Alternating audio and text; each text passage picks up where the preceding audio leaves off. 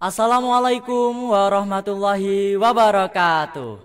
Kembali lagi bersama saya Bima Pamungkas Ranggono Vendra dari kelas 10 Akuntansi 1 dalam acara Smekpot Smektra Podcast. Di episode kali ini kita akan membahas tentang bahaya sosial media di era digital.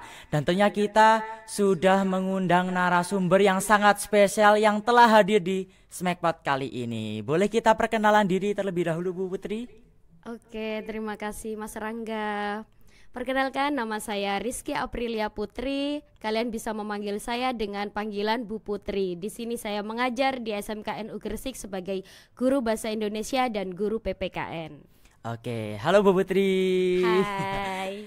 Nah, Bu Putri, kita di sini mau membahas tentang bahaya sosial media di era digital. Nah, tentunya Bu Putri kan pastinya tahu ya, di sosial media sekarang ini, di era digital saat ini banyak sekali orang-orang atau teman-teman saya itu menggunakannya kan mungkin tidak sesuai aturan dalam bahasa gitu ya, Bu Putri ya. Nah, di sini saya mau tanya Bu Putri, dampak negatif dari sosial media ini terhadap kesehatan mental bagi para remaja itu apa saja ya? Baik, Rangga, sebenarnya dampak negatifnya itu cukup banyak ya, karena penggunaan media sosial sekarang itu banyak sekali siswa dan remaja yang salah untuk menggunakannya. Maka dampaknya salah satunya bisa mengakibatkan kecanduan, itu yang paling berbahaya. Kalau anak-anak sudah kecanduan, itu sudah akhirnya yang diperhatikan selalu gadgetnya, selalu gawainya, ya kan? Akhirnya mengurangi sosialisasi dengan teman yang lainnya. Dari situ juga bisa menyebabkan anak itu merasa ada di dunianya sendiri, jauh dari lingkungan. Bahkan kalau sudah sampai hal itu terjadi, dia susah untuk bersosialisasi dengan orang lain karena dia merasa aku punya dunia sendiri, begitu. Seperti itu. Kalau semisal bagaimana sih caranya Bu Putri agar kita para remaja ini tidak terhindar dari itu, terhindar dari segala sesuatu yang telah disebutkan Bu Putri? Iya, paling tidak dari kita sudah harus bisa memfilter. Kita mengerti mana sosmed yang harus kita perhatikan dan mana yang tidak. Kemudian yang kedua, kita juga harus memahami bahwa kita tidak hidup di zaman sosial media saja. Tapi kita punya lingkungan yang harus kita perhatikan. Misalnya orang tua, kemudian keluarga, adik, kakak, atau bahkan saudara yang lainnya. Atau kalau di lingkungan sekolah berarti kita perlu bersosialisasi dengan teman, itu perlu. Nah, dari situ kita akan berusaha untuk mengurangi penggunaan sosial media itu. Karena pada dasarnya sosmed itu hanya ketenaran kita di HP ya, ibaratnya kan itu hanya ketenaran sesaat. Tapi untuk yang senyatanya itu kita nggak tahu pasti kan seperti apa ya. Kita tinggal di dunia nyata ya, kita harus bisa membedakan mana fakta dan tidak, begitu. Nah, selanjutnya kalau bilang fakta atau tidaknya Bu Putri, biasanya teman-teman ini ketika memakai sosial media itu kan mesti pakai kamera juga kan Bu Putri, foto-foto kemudian di-share, kemudian kalau ada aplikasi buat kenalan dari teman-teman yang jauh itu kan biasanya pakai foto kan. Nah, itu biasanya itu kan ada yang diedit-edit itu kan. Nah, itu kan pastinya mempengaruhi kepercayaan diri kita. Iya, betul banget itu. Gimana Kak, kita itu harus percaya diri dengan diri kita ketika kita mau kenalan dengan teman-teman yang di luar sana, kita tetap pede nih pakai foto kita yang asli, nggak pakai diedit, nggak pakai dikasih filter gitu Bu Putri. Oke, gimana caranya gitu ya? Kita Begini, percaya diri. anak-anak pada dasarnya kita hidup itu gak perlulah kita memvalidasi diri kita kepada siapapun, karena yang menilai diri kita itu orang lain. Dan kita cuman perlu kita memberikan apa yang terbaik dari diri kita sendiri.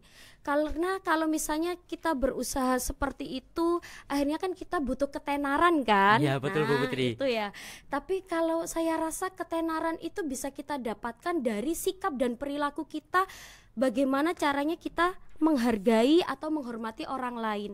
Kalau misalnya kita bisa bersikap baik kepada orang, saya rasa orang lain pun akan baik kepada kita. Jadi tidak perlu kita harus mengedit foto, memfilter atau yang lainnya sehingga kita itu tampil cantik dan lainnya, tidak. Tapi kita bisa menimbulkan sisi positif dari diri kita. Misalnya juga kita bisa menggunakan sosial media itu untuk kita membuat konten-konten yang positif misalnya, itu kan juga bisa. Akhirnya kan memvalidasi diri kita bahwa kita ini baik orangnya. Jadi otomatis orang juga akan menilai kita baik dan sesuai dengan kenyataan. Kalau biasanya kan zaman sekarang itu banyak sekali orang berkenalan merasa, "Oh, ini ganteng nih orangnya."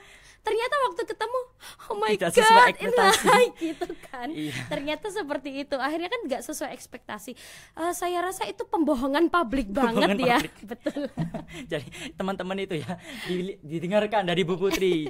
Iya, jadi nggak perlu kayak gitulah, karena kita apa sih yang mau kita cari di dunia ini? Kembalinya ke itu sih.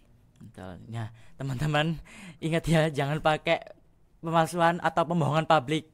Kalau misalkan kita cari teman atau kita mau cari keterangan di dunia sosial media. Nah, selanjutnya kembali lagi kita ngomongin fakta atau tidaknya Bu Putri. Nah, di sosial media ini kan tempatnya kita menerima informasi, segala informasi. Nah, itu pastinya ada yang hoax ataupun yang fakta, yang atau yang tidak hoax. Nah, bagaimana sih cara kita mengatasi penyebaran hoax dan informasi palsu ini di sosial media, itu caranya seperti apa? Baik, anak-anak, saya rasa kalian udah besar ya. Jadi besar. Kalian sudah harus bisa. Pertama, minimal ketika kita baca sebuah informasi, kita harus baca informasi itu dengan kritis. Dan kritis itu berarti kita betul-betul memperhatikan ini informasi sumbernya dari mana. Itu yang penting. Kalau kita dapat sumbernya memang dari mungkin Keminfo, Kementerian Informasi atau Kementerian Pendidikan, itu kan lebih valid ya. Sedangkan kalau sumbernya aja udah gak jelas atau mungkin biasanya itu yang soal ghibah-ghibah itu ya kayaknya yang malah disukain tuh tapi yang seperti itu. Betul. Nah, itu perlu kita saring. Perlu kita saringnya dengan cara apa? Kita baca dengan cermat, kita baca dengan teliti, dan kita verifikasi. Kita juga perlu cari dari berita yang lainnya. Kalau memang banyak berita itu yang menyatakan sama, berarti insya Allah sumber itu valid, begitu ya. Tapi kalau tidak, berarti insya Allah itu hoax ya. Iya. Nah, kalau hoax, maka cukup itu jadi konsumsi pribadi kita saja. Jangan disebar-sebarkan yang nanti malah menimbulkan fitnah gitu ya. Oke. Terus kemudian selanjutnya, bagaimana sih cara orang tua dapat membantu anak-anak mereka untuk menggunakan sosial media dengan baik? Nah, kalau kita ketahui ya Bu Putri, bahwasanya banyak teman-teman ini memakai sosial media itu tanpa pengawasan orang tua. Betul ya Bu Putri? Iya, betul, apalagi kan kalian udah dewasa ya hitungannya ya. Itu kan pastinya anak-anak kalau tidak diawasi dengan orang tuanya kan pasti kayak bahasanya kan sakarpi dewe. Iya. Sembrono, memakai segala sesuatunya dihalalkan. Jadi tidak memilah sesuatu. Nah, mungkin Bu Putri juga kan sebagai orang tua juga nggih Bu Putri. Nah, bisa berbagi tips nih kepada orang tua di luar sana supaya bisa mengawasi anak-anaknya ketika memakai sosial media. Oke, begini Rangga. Kalau soal pengawasan terhadap sosial media, saya mau tanya lagi nih. Saya mau tanya balik ya maksud saya. Jadi yang kamu fokuskan ini untuk yang remaja atau untuk anak saya? Karena kan posisi anak saya ini masih kecil ya. Iya kan, yang dewasa, yang paling besar masih kelas 1 SD. Sedangkan kalau untuk remaja jelas beda jawabannya begitu ya, beda caranya maksudnya. Jadi gimana nih? Kalau yang jawaban buat anak-anak kecil nih. Oh gitu, oke. Kalau untuk anak kecil saya rasa kita lebih bisa mengatur mereka, karena mereka sosmed yang mereka lihat itu insya Allah seputar YouTube Kids dan yang lainnya. Kita hanya perlu memberikan waktu screen time untuk mereka. Jadi kita ajak mereka diskusi, kalau misalnya waktu nonton layarnya berapa lama, dan itu pun memang perlu latihan ya. Kalau perlu setelah kita mengajak mereka diskusi, kemudian memberikan waktu Dan ketika mereka nonton, akhirnya waktu itu habis, maka kan perlu kita ambil nih HP-nya ya, gawainya kita ambil. Tapi kalau mereka biasanya masih ada penolakan dari mereka, nggak mau, masih mau lihat lagi. Nah, itu bisa kita kurangi dengan meminimalisasi. Misalnya, baik dek, kita beri waktu tambah ya 5 menit lagi ya, seperti itu.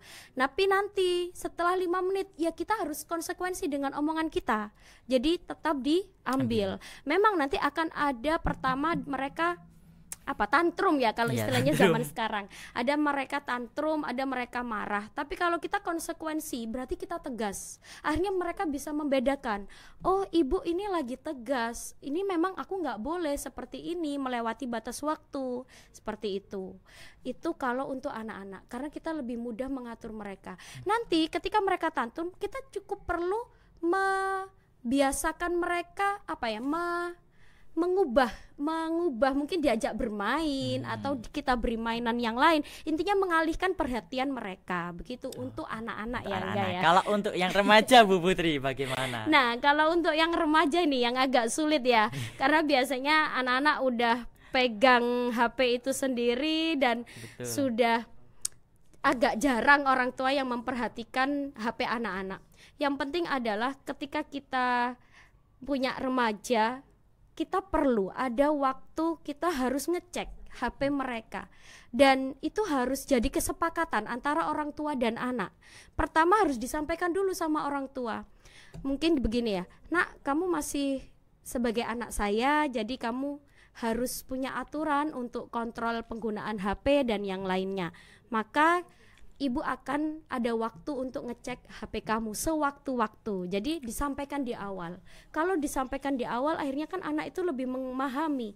Oh iya, jadi memang ada aturan seperti ini. Tapi kalau ujuk-ujuk tiba-tiba kita langsung, mana HP-nya? Udah, berikan ke ibu, ibu mau ngecek.